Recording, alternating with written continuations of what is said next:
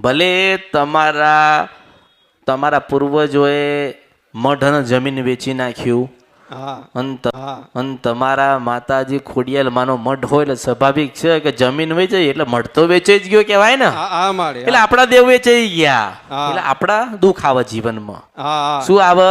દુઃખ આવે જીવનમાં. દુઃખ આવે પછી મળતું નથી એમ. તે પૈસા વાપર્યા છે, તે પૈસા વાપર્યા, લોકોને મળ્યો.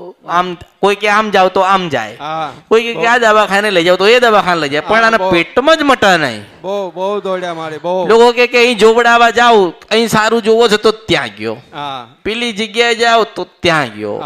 પછી છેલ્લે એને લાગ્યું કે ના અહીંયા જઈશું પણ નંબર તો નહીં આવે, માતાજી મળશે નહીં, પણ હું એકદમ મળી.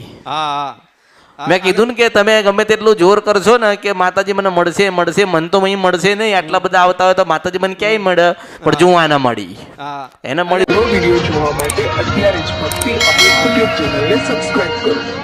બીજા વિડિયો જોવા માટે આપણી YouTube ચેનલ શ્રી ભક્તિ અમૃતને લાઈક કરો, ફોલો કરો, શેર કરો અને સબસ્ક્રાઇબ કરો. બેલ આઇકન દબાવવાનું ભૂલતા નહીં. જય માળી હર હર મહાદેવ.